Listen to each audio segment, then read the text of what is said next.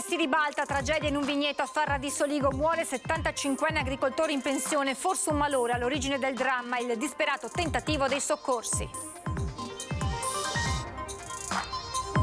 Ai nostri microfoni in lacrime la figlia di Vittorio Scarpella, ha sempre detto che avrebbe voluto morire tra i suoi vigneti. Il cordoglio della comunità, il sindaco, ennesima tragedia sui campi.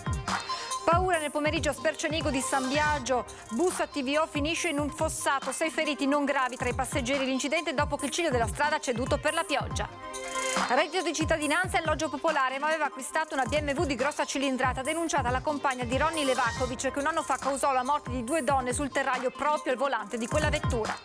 Migranti, in queste ore il vertice tra il sindaco di Treviso e il presidente ANCI Veneto con i primi cittadini. Conte chiede una linea comune da presentare al tavolo con i prefetti. La lotta all'invasione del granchio blu si combatte anche a tavola. Arrivano i primi menù a base del crostaceo americano che sta decimando l'ecosistema del nostro mare. Intitolato all'ex campionessa azzurra di tuffi Tania Cagnotto, il lungomare delle stelle 2023 a Jesolo, la soddisfazione della storica atleta, testimonia della campagna di sicurezza sul litorale. Tuffarsi è bellissimo, ma non fatelo dai ponti lì o da dove è pericoloso. Buonasera e ben ritrovati con l'edizione trevigiana dei telegiornali di Antenna 3. Apriamo con la cronaca e con la tragedia che si è consumata nella tarda mattinata di oggi a Farra di Soligo, a Col San Martino, per l'esattezza a perdere la vita un 75enne mentre era a bordo del suo trattore che si è ribaltato.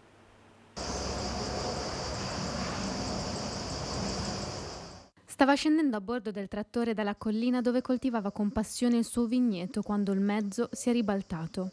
Ha perso la vita così Vittorio Scarpel, 75 anni. Un malore, forse, all'origine della manovra che ha fatto ribaltare il mezzo.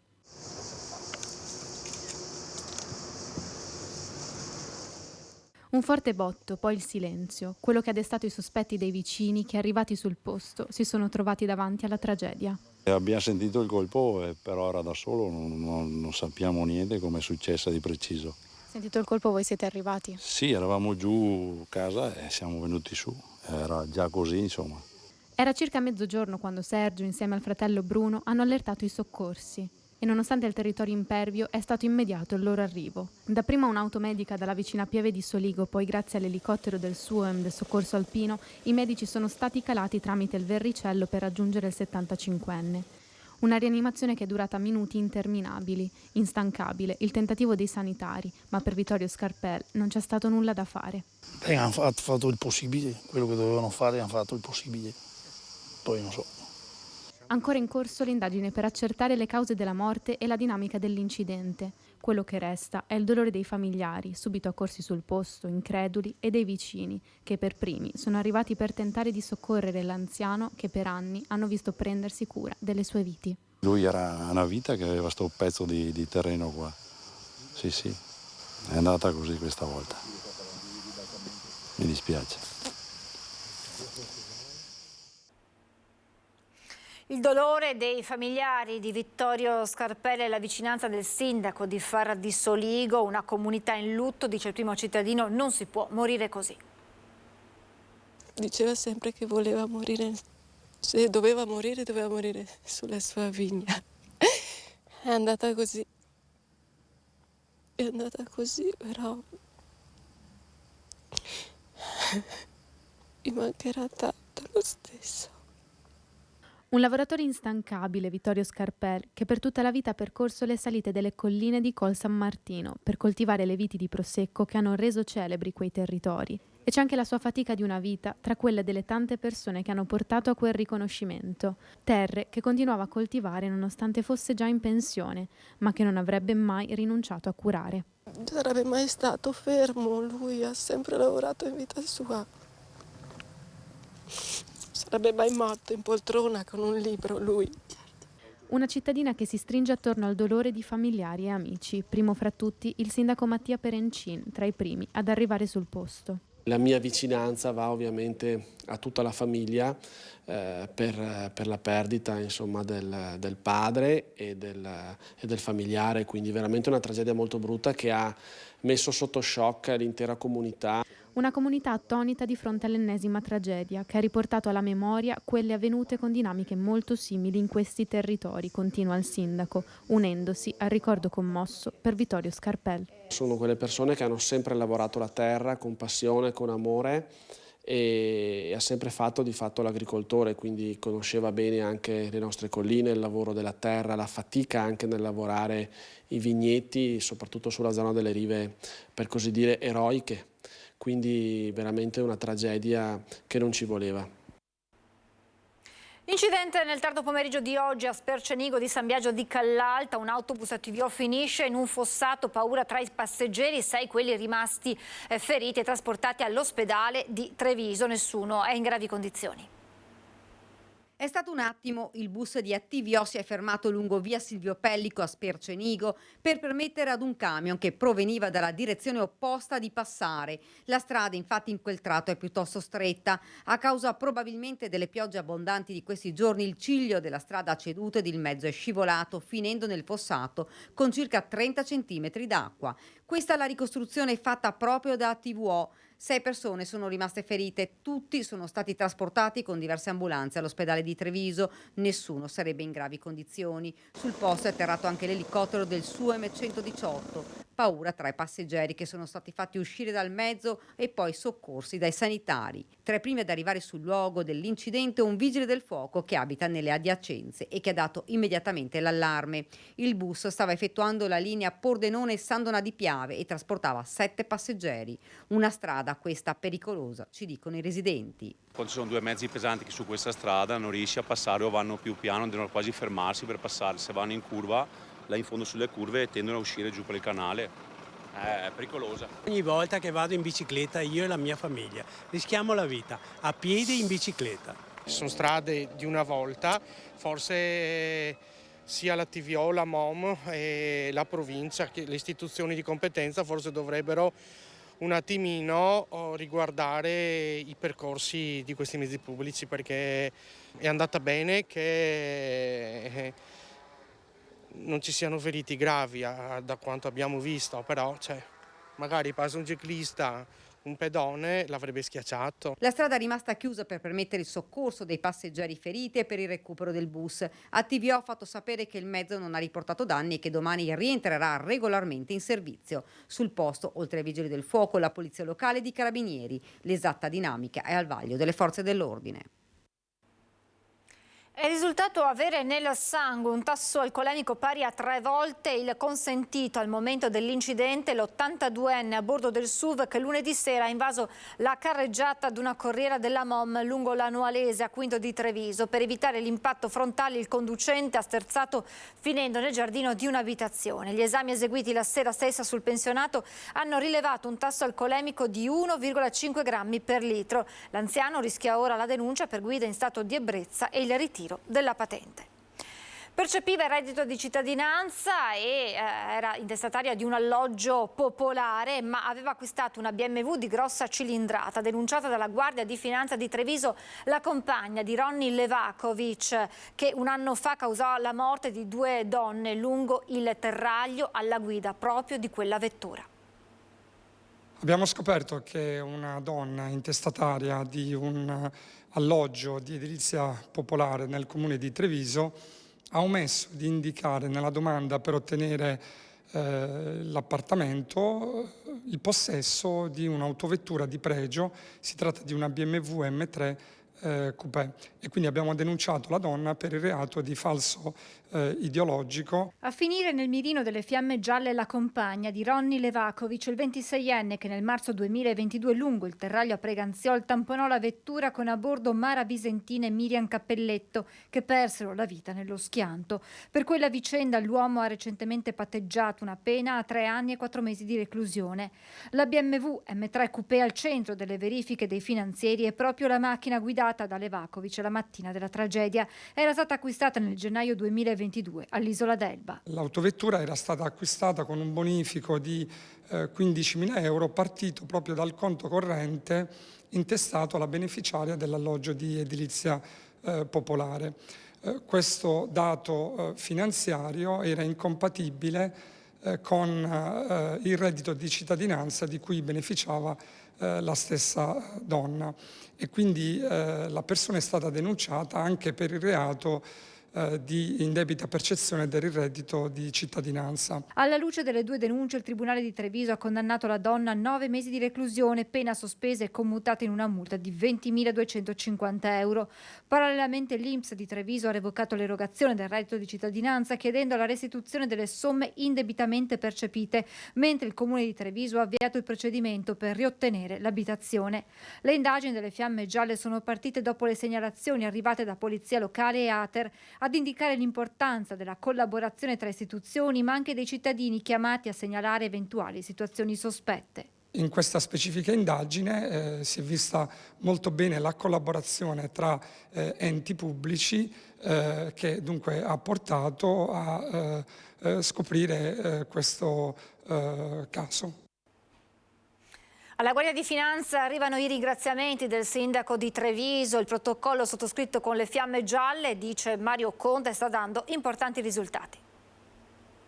Il protocollo che abbiamo sottoscritto tra Comune di Treviso e Guardia di Finanza sta cominciando a portare dei risultati importanti. Da qui il mio ringraziamento al comandante provinciale, a tutti gli uomini della Guardia di Finanza. Ringrazia i finanzieri ma anche i servizi sociali del Comune di Treviso, il sindaco Mario Conte, dopo l'operazione che ha portato alla denuncia della compagna di Ronny Levakovic. La donna percepiva il reddito di cittadinanza ed era intestataria di un alloggio popolare senza averne i requisiti. Via il reddito, via la casa, e è giusto tutelare le persone per bene, coloro che hanno realmente bisogno e non certo queste persone che se ne approfittano del sistema e soprattutto sottraggono risorse alle persone per bene. Al centro delle indagini dei finanzieri una costosa BMW risultata pagata con bonifico disposto da un conto corrente intestato proprio alla donna. Ci tengo a sottolineare per i telespettatori auto di grossa cilindrata non dichiarata al Comune, quindi qui ritorno al fatto che le autocertificazioni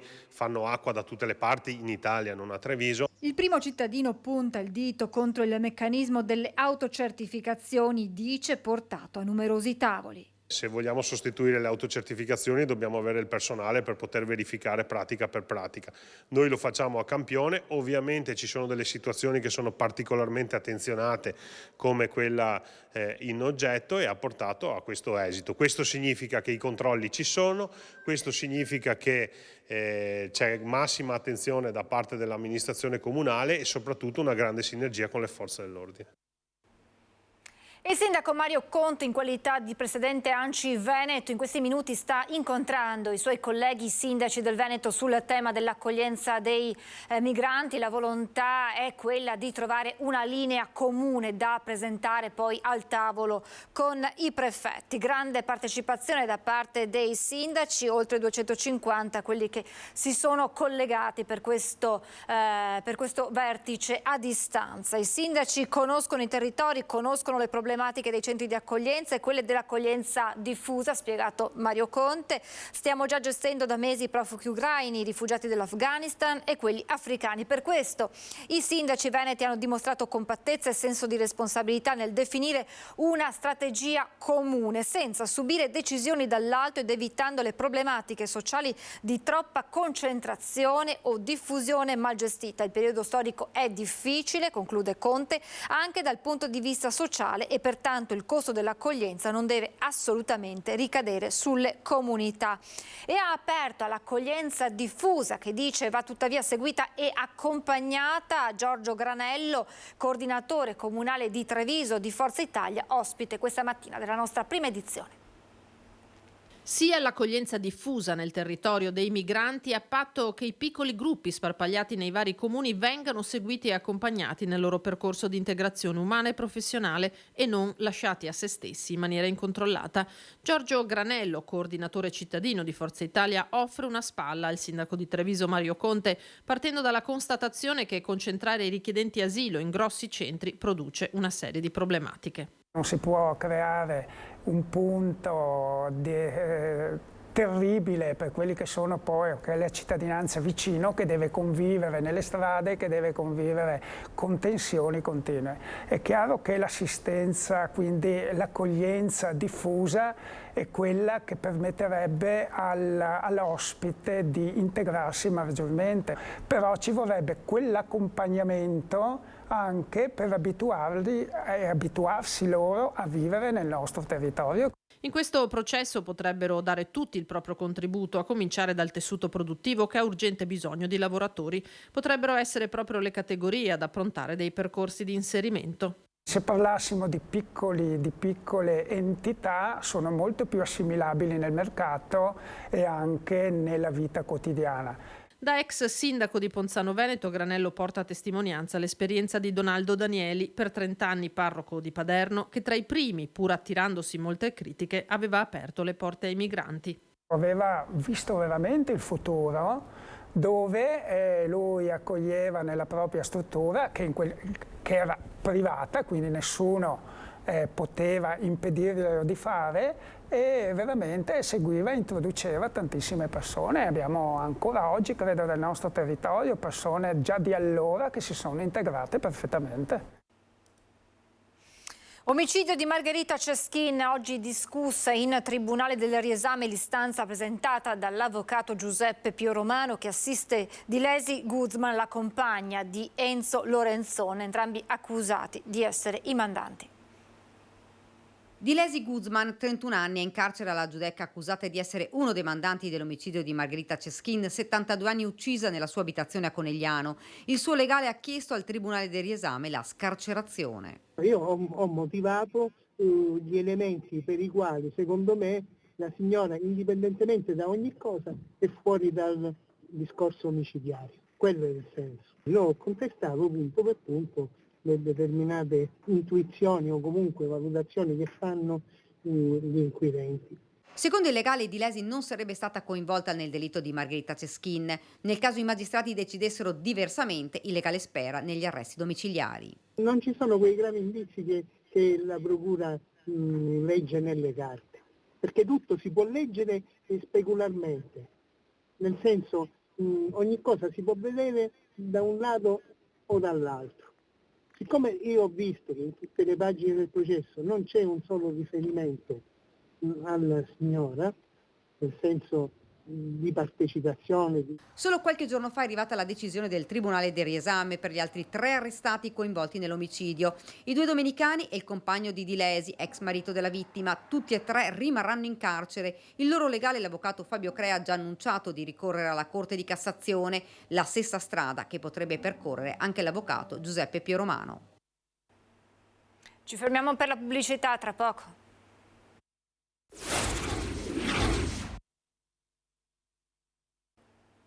Rieccoci in diretta. Eseguito all'ospedale di Vittorio Veneto un intervento particolare anche per il lavoro di squadra. È stata asportata in laparoscopia una grossa massa tumorale benigna di circa 10 cm di diametro del surrene di destra, con applicazione per la prima volta in questo tipo di intervento da parte degli anestesisti della tecnica scopo antalgico e Rector Spine Plane Block, che consiste nell'iniezione di anestetico locale a livello dorsale a lato della colonna vertebrale nello spazio attraverso il quale decorrono le diramazioni periferiche del nervo interessato. In tal modo si ottiene un'anestesia prolungata con conseguente riduzione del consumo di oppioidi e con una significativa riduzione del dolore post-operatorio e un più elevato grado di soddisfazione del paziente. La paziente è stata dimessa in terza giornata con un ottimo e asintomatico post-operatorio. Da questa positiva esperienza è scaturito l'articolo appena pubblicato sulla rivista internazionale International Journal of Case Report. Lutto nel mondo del prosecco per la morte di Ottavia Scagliotti, scomparsa all'età di 95 anni. La vedova di Giuliano Bortolomiol, fondatore della Consorzio di tutela del Conegliano Valdobbiadene Prosecco di OCG, era mamma di Giuliana, Luisa, Maria Elena e di Elvira, attuale presidente del Consorzio di tutela del Conegliano Valdobbiadene Prosecco di OCG.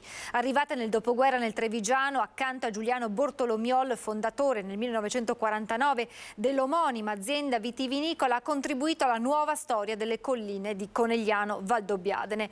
Ottavia Scagliotti ci ha lasciato in silenzio con l'eleganza di sempre che per 95 anni ha contraddistinto la sua vita. La ricorderemo sempre così, una donna d'altri tempi con la sua collana di perle, la sua grinta, il suo sorriso, i suoi occhi profondi, scrivono nel messaggio di commiato le figlie. Voltiamo pagina, il granchio blu è un predatore che rischia di distruggere il nostro ecosistema, ma rappresenta anche un'opportunità enogastronomica. E così la lotta al contenimento del crostaceo americano si sposta sulle tavole con una prima dimostrazione concreta ad Eraclea. Il granchio ha solo un grande predatore, che è un granchio più grande di lui, o ce n'ha un altro, che si chiama uomo e che lo porta a tavola. Ecco, facciamo in modo che il predatore uomo abbia la meglio sul predatore granchio.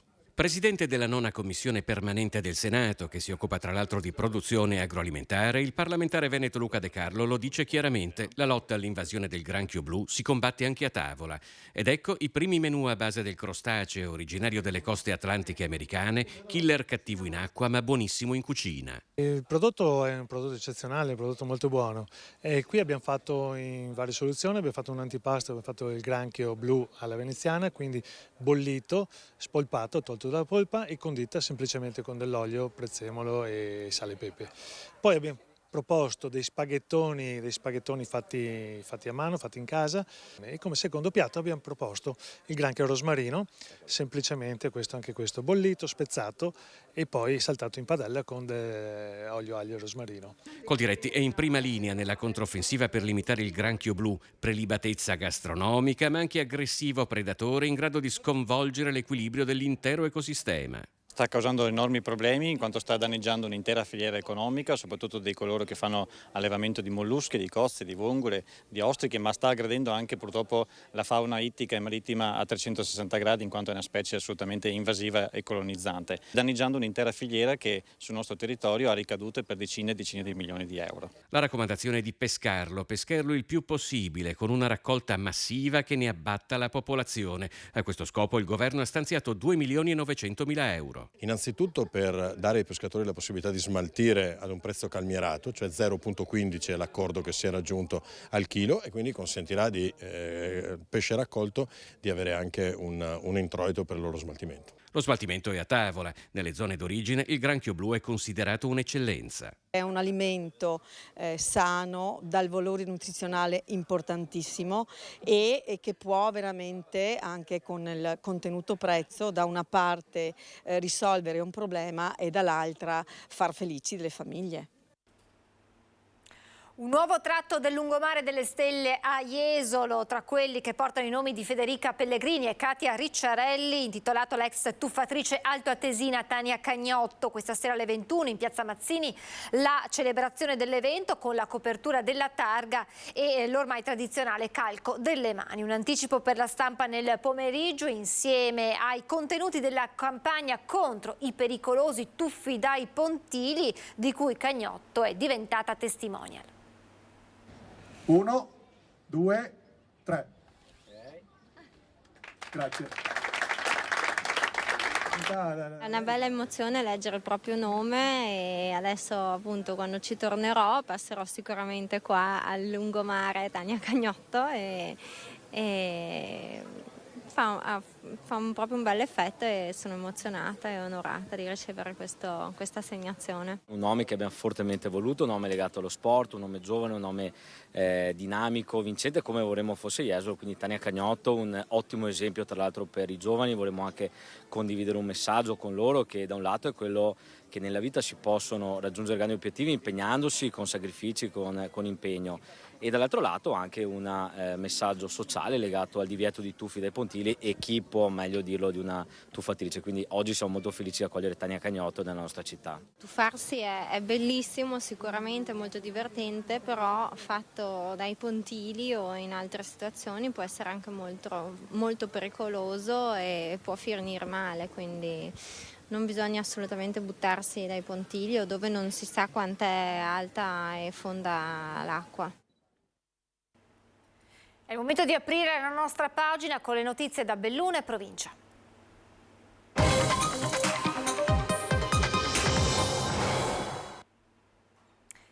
Si è tolto la vita nel carcere di Opera Milano dopo 2 mesi di detenzione Italo Calvi, 56enne di Farra dal Pago, condannato in via definitiva a 5 anni e mezzo di reclusione per bancarotta fraudolenta per il crack della IC Group di Pieve dal Pago, dichiarato nel 2010.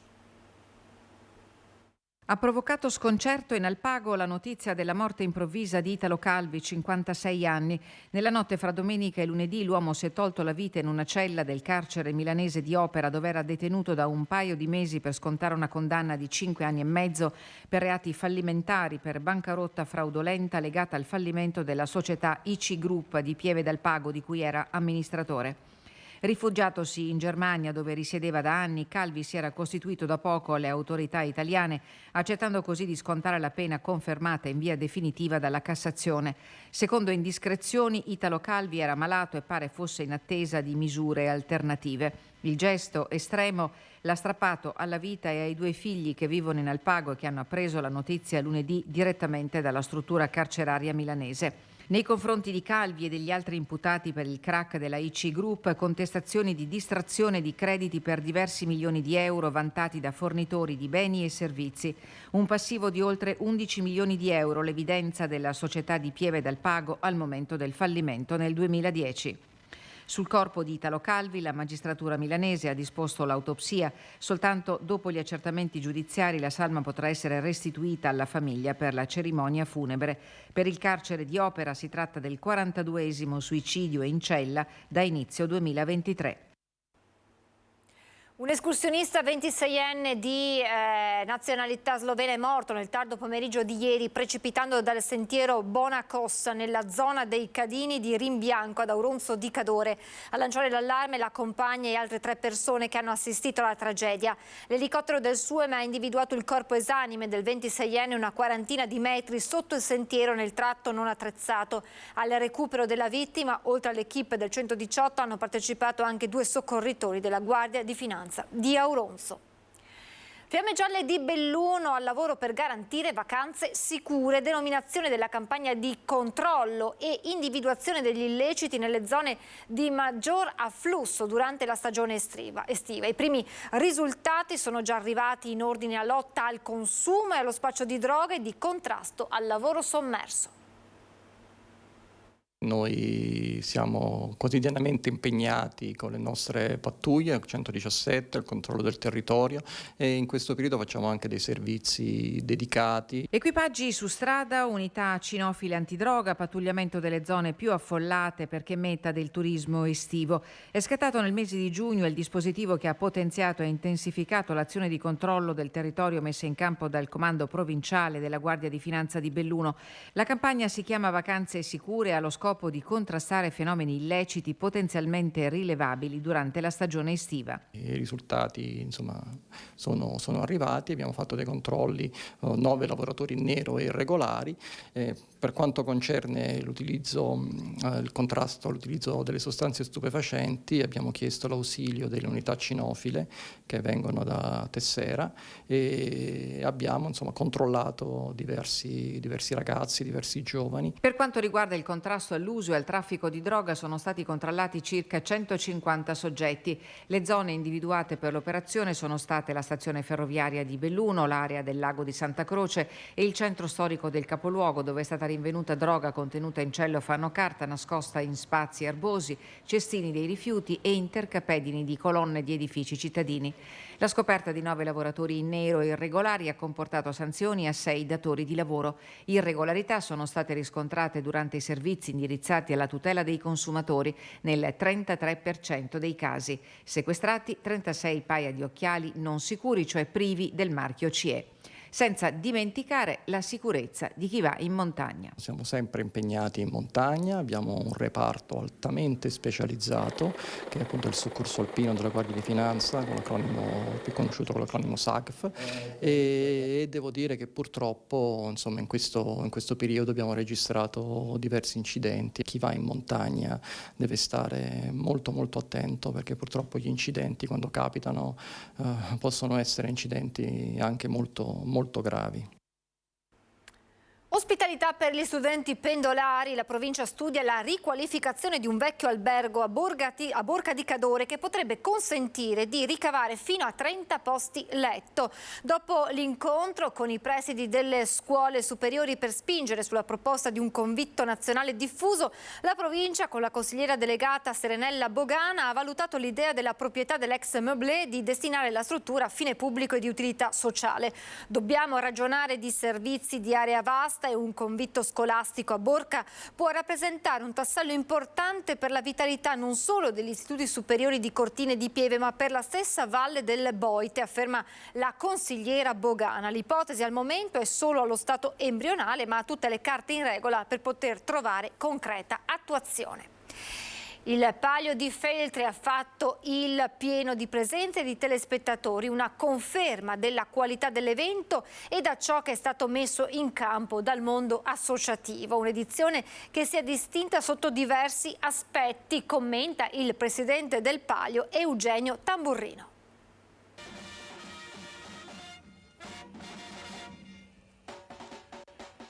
Numeri da record per l'edizione numero 44 del Palio di Feltre che domenica ha assegnato il drappo di Altanna al quartiere Duomo. La moderna tecnologia ha consentito di rilevare 23.500 presenze alla manifestazione e agli eventi collegati, mercatino medievale e attrazioni per bambini, corteo storico, esibizione degli sbandieratori e le classiche cene dei quartieri. 4.500 utenti hanno assistito alla diretta streaming del Palio e 3.500 a quella delle iniziative collaterali. Il boom dei contatti certificati Auditel si è avuto con la partecipazione alla diretta televisiva di Antenna 3 di quasi 500.000 di telespettatori, con uno straordinario picco di circa 97.000 nei lunghi minuti di ripresa della corsa dei cavalli in Pra del Moro, vinta dal quartiere Castello. Castello, Duomo, Duomo, Santo Stefano, Topalli, Topalli, Topalli, Adrian Topalli! Soddisfazione grande per Eugenio Tamburrino, presidente del Palio, che parla di un evento che ha rappresentato la testimonianza della qualità dell'impegno messo in campo da tutto il mondo associativo, con una edizione che si è distinta sotto il profilo storico rievocativo degli allestimenti e degli spettacoli fino a quello agonistico. Un risultato brillante che premia il lavoro di volontari e collaboratori che durante tutto l'anno si adoperano per portare Feltre e il suo Palio ad un livello sempre più alto.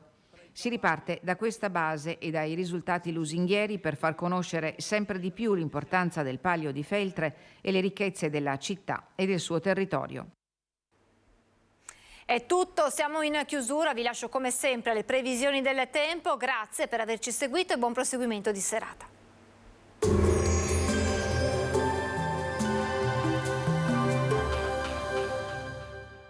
Portaci gli oggetti, i mobili, i vestiti che non usi più. Da noi, guadagni. Ex novo mercatino dell'usato. Aperto 7 giorni su 7, via Vicenza 23, Vede Lago.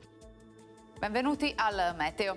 La parentesi insolitamente fresca sull'Italia volge al termine. Nella seconda parte della settimana la rimonta dell'alta pressione ripristinerà tipiche condizioni da piena estate. Il rialzo termico però sarà graduale e non estremo. Vediamo il dettaglio. Sul Veneto la grafica di giovedì 10 agosto evidenzia una situazione contraddistinta da generali condizioni di bel tempo, con il cielo che si presenterà sereno o al massimo poco nuvoloso. Temperature come detto in aumento, minime tra 13 e 19 gradi, massime tra 25 e 30 gradi all'incirca. Spostiamoci ora sul Friuli Venezia Giulia, anche in questo caso sarà soleggiato, cielo in prevalenza poco nuvoloso, locali addensamenti in genere innocui. Temperature minime tra 15 e 20 gradi, massime sui 26-28 gradi. Infine diamo uno sguardo alla situazione del Trentino Alto Adige, dove dominerà il sole, salvo la presenza di addensamenti a nord con isolati piovaschi associati. Temperature minime intorno ai 16-17 gradi, massime sui 28-30 gradi all'incirca. Dal meteo per ora è tutto, grazie per l'attenzione, arrivederci.